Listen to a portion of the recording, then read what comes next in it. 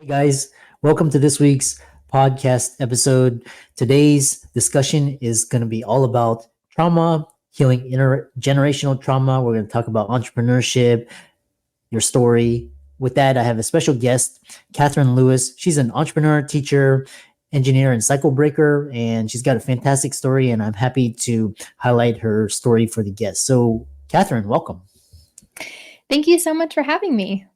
Yeah, kind of talk about, we talked about backstage, but tell people your story and, we'll delve into more of the specific questions. Absolutely. So, I am the executive director of the Leon Foundation of Excellence, and we work with high school students. All right, so we work with young adults and high school students ages 15 to 25. And we help them heal intergenerational patterns of trauma. So, an example of that could be if you were part of a family where, let's say, the grandfather was very abusive to your father, and then the father did the same thing to you, right? Those are those generational cycles. And we want those to stop with our young people so they're not perpetuating them as they move on through their own life, into their career and their partnerships. And we do that through an online curriculum and in-person programs. And we've been serving students for the past almost 8 years now. Yeah. Yeah, I love that. I've been reading a lot about just kind of, I guess you could call it intergenerational trauma, but talking about just kind of how the energies of the ancestors are kind of passed down. And, I see it in, my parents' generation, my generation, my kids' generation. So talk about this idea of what is intergenerational trauma? How does it get passed down? How do you heal it? Kind of for the audience. Absolutely. So, intergenerational trauma can be passed down through what we call epigenetics. So, it's your environment, it's the condition that you're in, it's just not only the physical environment, your home, it could be kind of the toxins that are around you, but it's also the behavioral environment in terms of how are we interacting with each other? What behavioral patterns are we demonstrating? And there, we could go in depth on different things, but there's studies around, children who are raised by parents, let's say, who may be overweight, and then how that affects the next generation, and then the third generation, right? We see these studies during depressions and wartime, and we can see that those epigenetics will actually affect the physical body. But then we have the emotional side as well, where there are these different patterns. So let's say that my parents didn't allow me to cry or feel any of my emotions, and I had to suppress everything and just hold it inside my body through tension, through stress. And let's say I don't discover that feeling my feelings is okay. And so then when I have children, I perpetuate that with them, saying, no, you can't cry. Don't feel your feelings. You're fine. Those kinds of things. Then that just replicates this pattern. There are many different ways to heal it. It just depends on what we're trying to heal in particular. But counseling, obviously, therapy, those can be super helpful, allowing yourself to feel those feelings, to grieve. A lot of times we hold sadness in the body, and that grief can turn into and manifest as depression. Being able to journal and talk through our past and really understand, what was it that we were experiencing? How did it affect us?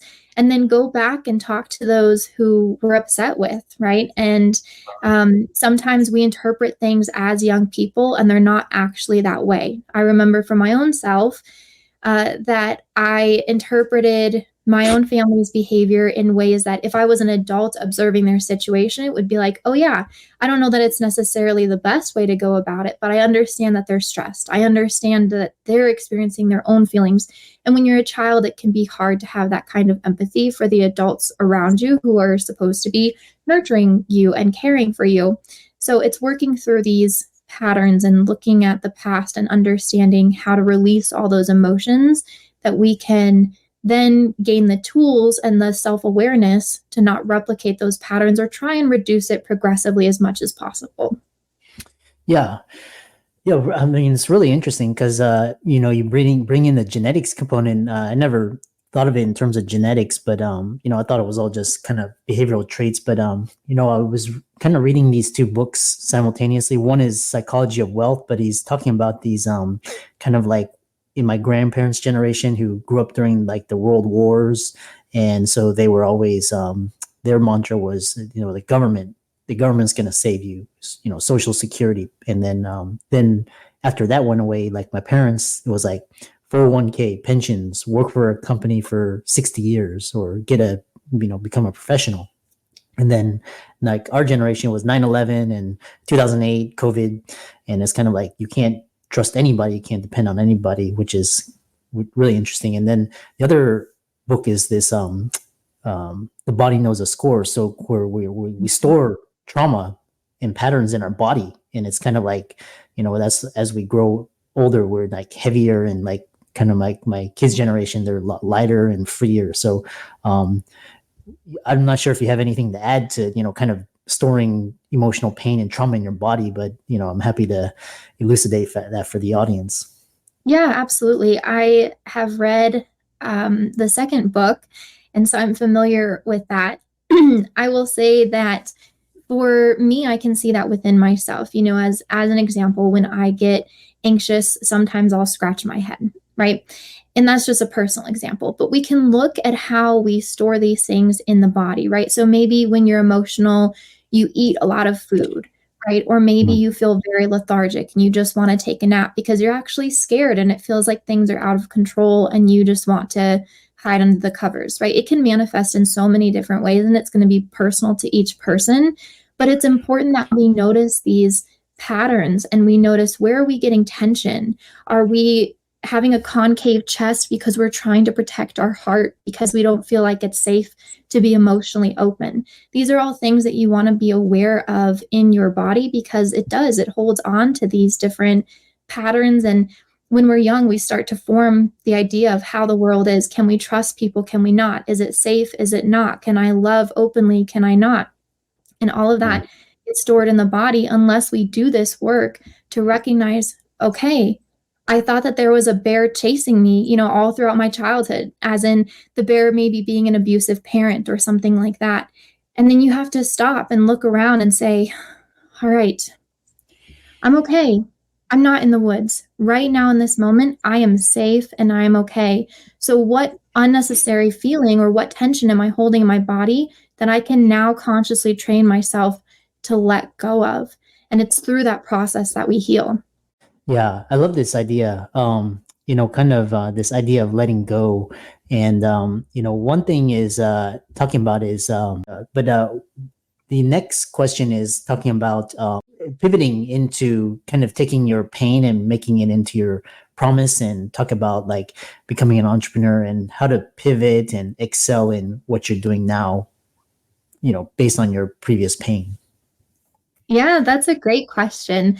So, for myself, I had a pretty average childhood, but from my own perspective, I felt neglected. I felt like people weren't emotionally available or there for me. And I had a lot of feelings around not being good enough. And that manifested in me kind of asking my dad to leave my life at age 13 when my parents divorced. And so we were separated for 13 years. And it was through that time that I ventured out on my own to try and heal, going to therapy, reading different books, talking to people, finding mentors. And through that process, I thought, wow, I wish I had a community that would do this with me, right? Where we were all healing and doing this work together. And I noticed a lot of my peers at the time, being in high school, there weren't a ton of other people who were going through that process. I think nowadays, really since the pandemic, we've talked about mental health a lot more, especially for young folks. But at the time, that wasn't a hot topic. And I wanted to create something for other people who were struggling. So that way they could get exposure to new ways of thinking and know that they weren't alone in going through that process and could feel supported in even starting the process. Sometimes we're carrying around so much that we don't even know where to begin, and we just need someone else to catch us when we fall. Like we just want to break down into a puddle and we want to know someone's going to clean us back up, right? And so that's what birthed this organization. And so you're so right in saying that a lot of entrepreneurship is trying to solve a pain point, trying to solve a problem. And that's where we get the energy and the passion to keep going, because starting a company is really hard. I mean, we're almost 8 years in and we're still constantly pivoting and trying to find our way and trying to hone in further and further on our correct audience and how we reach them, how we keep them engaged. And that's just the process of running a business. You're constantly refining. And so you've got to have a lot of passion behind that to keep going, because it's really difficult unless you are so dedicated to solving a particular problem. Yeah, yeah, I love that. And a lot of my colleagues, they wanted to excel, or because of their dad or mom didn't love them enough, or they grew up without anything, so their mantra is accumulate as much as possible so they never have to feel that way, which is kind of really interesting. It's all starts with balance. And then one thing is, you talk about breaking into tech. So kind of talk about your how you're using tech in your entrepreneurial endeavor, and we'll talk about excellence and leadership, but kind of talk about breaking into tech. Yeah, absolutely. So I have kind of a day job and a night job. And so my day job is working as an engineer at a tech company, while running the organization at night. And moving into tech was a very interesting journey for me. I started off in business, became a teacher, and then moved into engineering.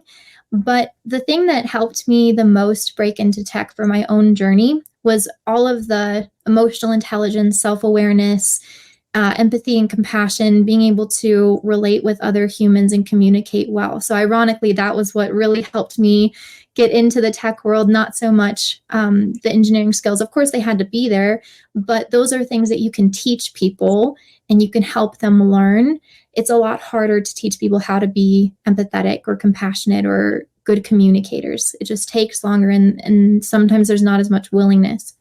Depends on the person, but that was Yeah. an interesting journey that allowed me to do a lot of work that also is related to healing these patterns, but the patterns are more around people with disabilities and helping them with creating accessible digital online worlds. And how do we stop that pattern of marginalizing people, and how do we, support everyone and help everyone have access to opportunity and just the normal things that we all want to be able to do in life.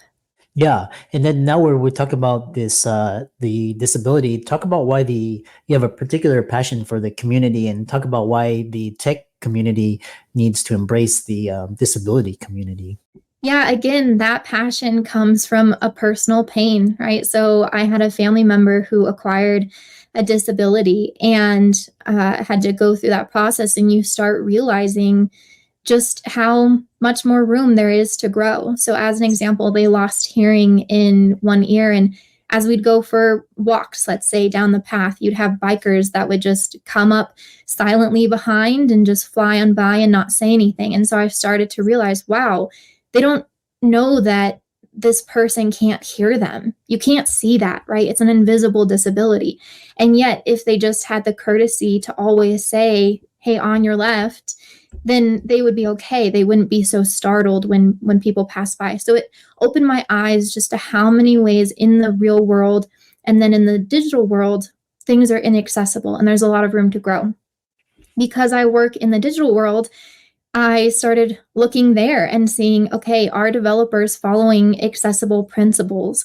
Are they checking before they launch and code to production? Are they seeing if it is accessible for all different types of disabilities, and recognizing gaps there and starting to mentor people in that area and reinforce standards and create checklists for designers and for product managers and for engineers? And it's changed so many things. It's been really incredible just to see how many people are passionate about this. And so, yeah, I'm a huge advocate for engineers and designers thinking about accessibility before they create something, because it costs a lot when we launch inaccessible code. Yeah, I love that. And then, kind of building on that, talk about building foundations of excellence and leadership starting in your backyard. Yeah, absolutely.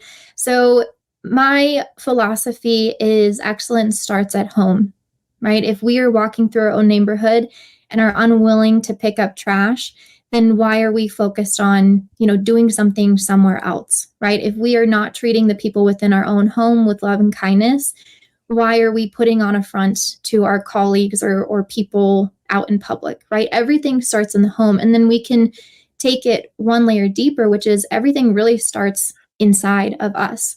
And that's why we have to do this work and focus on healing the internal. So that way, every time we're having an interaction with someone else, it's coming from this place of love and understanding and the desire for growth, a desire to help and lift up one another. And so, yeah, whether you are an executive, whether you want to start a company, whether you're a stay-at-home parent, it doesn't matter what industry you're in. We're all humans and have the opportunity to be a leader and to create a foundation of excellence by starting in your own backyard. I love that. And then kind of talk about, we're kind of coming closer to the end of the conversation, but then talk about the how to have better relationships and how to make new opportunities. Yeah. I have my own podcast. It's called Opportunity Made, and you can find it on Apple and Spotify. And basically, I love hearing people's stories and just identifying how they created new opportunities for themselves.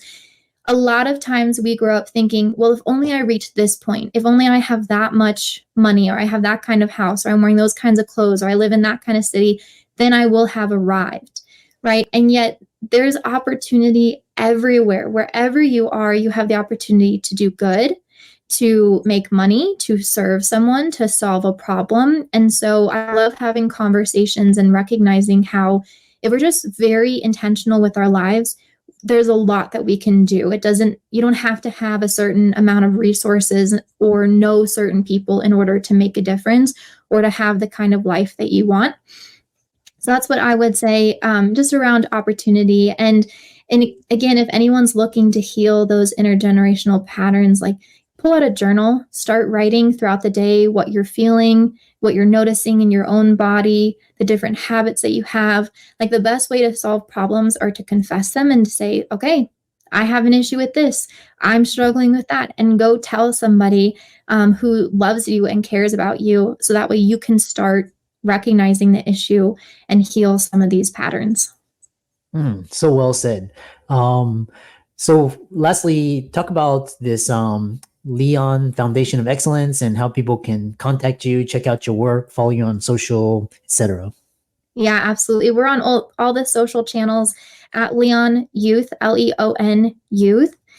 You can check out the website at Leon FE, short for Foundations of Excellence, leonfe.org. If you are a student who is ages 15 through 25, you can take our online course for free, and it'll walk you through healing these intergenerational patterns. If you are local in Colorado, you can also reach out and take some of our in-person programs, depending on the location. But if you're a parent of someone who needs some help, I also highly recommend going to the website and checking out our online course. Yeah. And what a fantastic podcast.